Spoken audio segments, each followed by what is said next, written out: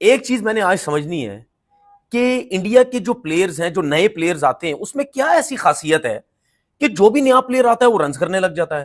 चलेगा तो वहां यही तारीफ बनती है ना कि इंडिया की बॉलिंग इतनी तगड़ी है, जो फ्लैट विकेट हो, स्पंजी विकेट हो, बाउंसी विकेट हो, पेसी विकेट हो, स्लो विकेट हो, जो भी विकेट हो वहां उनके बॉलर्स इफेक्टिव हो जाते हैं।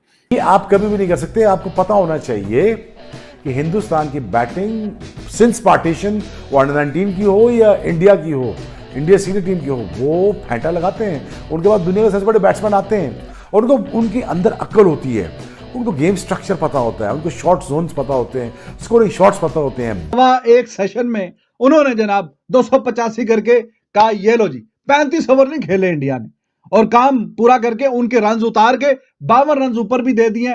मुझे लगता है कि इंडिया ने ये रिकॉर्ड कायम कर दिया है कि टेस्ट के अंदर इतनी फास्ट बैटिंग मतलब बहुत मुश्किल है। टेस्ट तो वो चीज़ है कि आप देखकर बोर हो जाते हो। भाई इंडिया की टीम ने इसमें ऐसा इंटरेस्ट का फैक्टर डाला है। ऐसी जसवाल, वेल डन बेटा, you have done the wonders. And मैं कभी कभार ना जेलस हो जाता हूँ आप लोगों से, क्योंकि जब इस तरह की टीम क्रिकेट खेलती है तो कहीं ना कहीं दिल में होता है यार क्यों हमारी टीम इस तरह की क्रिकेट क्यों नहीं खेलती, हम क्यों नहीं इस तरह की क्रिकेट खेल सकते।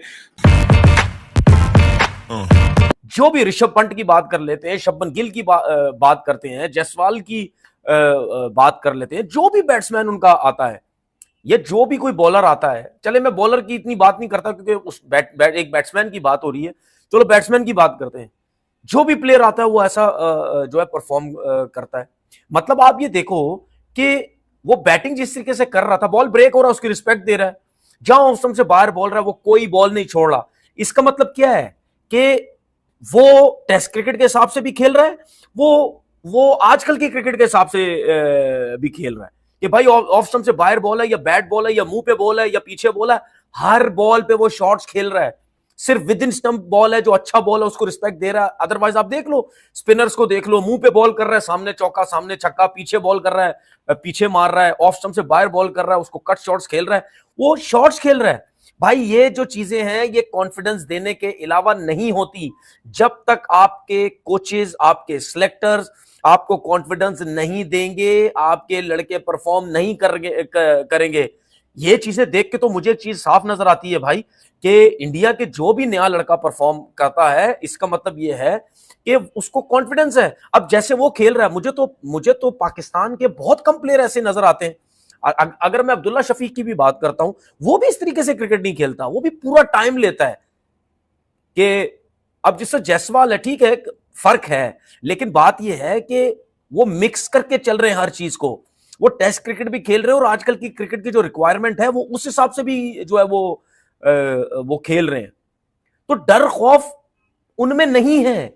ये सब कुछ छोड़ दो यार, ये सब फजूल है। ओ जी आईपीएल है तो आईपीएल है, सबको भाई आईपीएल शाईपीएल क्या, आपका भी एक होता है। इसका मतलब ये है कि उनके लड़कों को जो कोचिंग की जा रही है, जो समझाया जा रहा है, इसमें कोई शक नहीं कि रोहित शर्मा हो गया, विराट कोहली हो गया, ये लोग इतने बड़े प्लेयर हैं, राहुल द्रविड़ साथ में है, ठीक है, इनके होते हुए यंग लड़कों को फर्क पड़ रहा है। लेकिन बात ये होती है कि खुद सीखना भी तो होता है।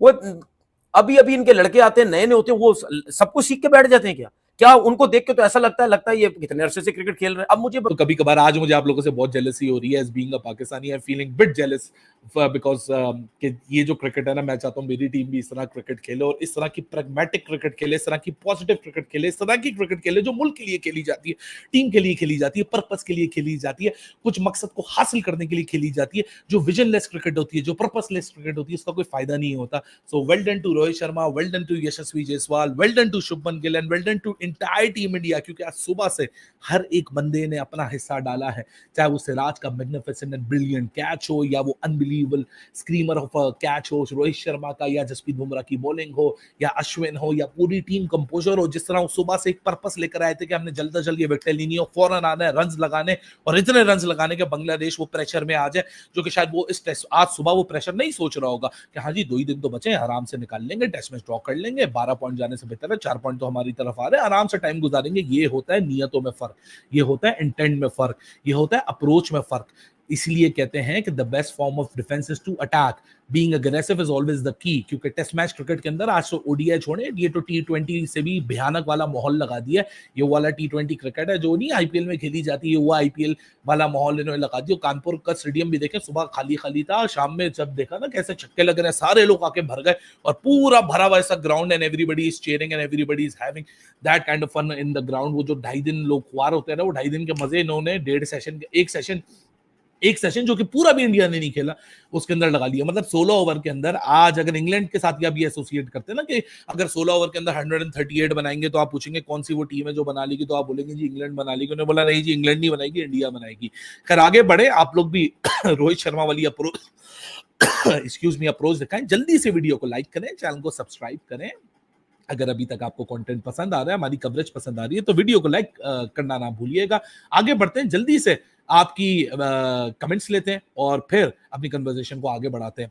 अली भाई, पिच पूरी फ्लैट है, टी20 बना दिया टेस्ट को, तो यार हम चलो किससे कंपैरिजन करना है, बांग्लादेश ही कंपैरिजन कर लेते हैं। वो 126 रन देके 7 विकेटें गवा के चले गए, तो that also speaks the volume of Indian bowling. अगर ये विकेट फ्लैट है, जो कि बिल्कुल है, और बांग्लादेश ने आज सुबह 126 रन बनाए 2.5 दिन के गैप के बाद और 7 विकेटें देके चले गए, तो वहां यही तारीफ बनती है ना कि इंडिया की बॉलिंग इतनी तगड़ी है, जो फ्लैट विकेट हो, स्पंजी विकेट हो, बाउंसी विकेट हो, पेसी विकेट हो, स्लो विकेट हो, जो भी विकेट हो, वहां उनके बॉलर्स इफेक्टिव हो जाते हैं। अगर पिच का फ्लैट वाली बात ही करती है, तब भी क्रेडिट इंडिया की झोली में जाता है कि वो फ्लैट और जो है वो जायसवाल ने, सबसे पहले अगर हम बैटिंग साइड की बात करते हैं, जायसवाल ने जो स्कोर कायम किया, वही अगर हम बांग्लादेश में देखते हैं, बांग्लादेश के प्लेयर्स बहुत ज़्यादा अंडर प्रेशर भी थे। बॉलिंग की अगर मैं बात करूं, जसप्रीत बुमराह जिन्होंने 3 विकेट्स ली हैं। अच्छा, एक और बहुत खूबसूरत बात थी कि LBW भी थे इसके अंदर, और इसके अंदर कैचेस भी थे, रोहित शर्मा ने भी कैचेस पकड़े हैं इसके अंदर। तमाम बॉलर्स ने विकेट्स ली हैं, सब ने अपना जो है ना पूरा शौक पूरा किया है। जसप्रीत बुमराह जिन्होंने 3 विकेट्स ली हैं, अश्विन जिन्होंने 2 विकेट्स ली हैं, सिराज की 2 विकेट्स बहुत इंपॉर्टेंट है, क्योंकि सिराज बहुत देर से कोशिश कर रहे थे कि कहीं ना कहीं से विकेट्स निकाल सकें, और फाइनली द डे केम कि उन्होंने 2 विकेट्स सिराज ने भी ली हैं। उसके बाद जडेजा 1 विकेट लेने में कामयाब हुए, और जनाब इसी तरह से आकाशदीप भी 2 विकेट्स लेने में कामयाब। सब ने अपनी अपनी विकेट्स लेने के बाद जो है वो एक स्कोर को रिस्ट्रिक्ट किया 233 के ऊपर। उसके बाद अगर हम बात करते हैं तो जनाब बैटिंग साइड की बात करें तो ओए होए अखीर कर दी है, जायसवाल ने मुश्किलात डाल दी है, बांग्लादेश के बॉलर्स को परेशान कर दिया था। 72 रन बनाए, लेकिन उसके बाद आउट हो गए, बैड लक, और रोहित शर्मा 23 रन बना सके। उसके बाद मुझे लग रहा था कि पार्टनरशिप दोबारा से कायम हो सकती है अगर हम देखें, क्योंकि शुभमन गिल और ऋषभ जो कि पहले भी पार्टनरशिप अपनी कायम करने में कामयाब हुए थे, मुझे लगा था कि शायद अभी फिर से कुछ ना कुछ हो सकता है, लेकिन ऐसा हो नहीं पाया। Every day is not same, you know. तो अभी जो कि एक विराट कोहली के साथ एक्सपेक्टेशन ज़रा हाई हैं, क्योंकि विराट कोहली को एक बार फॉर्म में आने की देर है, बस उसके बाद उन्होंने वो मारना है जनाब। ये तो कोई बात ही नहीं है, थोड़े बहुत रन से आसानी से हो जाएंगे। शुरू में जब मैंने देखा, क्योंकि मैं जब अपना शो एंड किया मैंने, तो उसके बाद मैंने देखा कि 15 ओवर्स के अंदर 130 का रन्स बन चुके थे, 130 के। और यकीन करें ये इतनी बड़ी बात है, क्योंकि टेस्ट के अंदर जो स्कोर था और जो वक्त था और जिस गैप के बाद मैच शुरू हुआ था, सो यू नो ये एक मोमेंटम को कायम रखना बड़ा मुश्किल हो जाता है। और इतनी फास्टेस्ट बैटिंग की है टेस्ट के अंदर, आपको इतनी फास्ट बैटिंग नज़र नहीं आती है। मुझे ऐसा लगता है कि इंडिया ने इस बार रिकॉर्ड कायम किया है, कि मोबाइल इसलिए हिल रहा है क्योंकि मैंने फ़ोन हाथ में पकड़ा हुआ है, आई एम सॉरी, बट ये है कि ये जो मोमेंटम होता है ये कायम करना बहुत इंपॉर्टेंट होता है। And believe me, Rohit Sharma एक तो उनकी स्ट्रैटेजी, उनका गेम प्लान, उनकी गेम अवेयरनेस एक तरफ है, बट यू नो जो एक फास्टेस्ट आपका अंदाज़ा था, मुझे लगता है कि इंडिया ने ये रिकॉर्ड कायम कर दिया है कि टेस्ट के अंदर इतनी फास्ट बैटिंग, मतलब बहुत मुश्किल है। टेस्ट तो वो चीज़ है कि आप देखकर बोर हो जाते हो भाई। इंडिया की टीम ने इसमें ऐसा इंटरेस्ट का फैक्टर डाला है, ऐसी एनर्जी डाली है कि हम भूल गए हैं कि ये टेस्ट है। ऐसे लग रहा है जैसे ये 50 ओवर्स की गेम है। यकीन करें इतना मज़ा आ रहा है मैच देखने का। अभी हर जगह क्रिकेट हो रही है, लेकिन जो एक इंटरेस्ट का फैक्टर है वो इंडिया के मैच के अंदर ही है इस टाइम पर। एंड एग्जैक्टली नवजोत, जैसा आप कह रहे हैं कि it's a record fast 50 fast 100 ever in cricket test history. You know Virat Kohli, yes exactly, Virat Kohli के 27,000 रन भी पूरे हो गए हैं, उसके लिए भी बहुत बहुत कॉन्ग्रेचुलेशन विराट कोहली को। Virat Kohli is the best batsman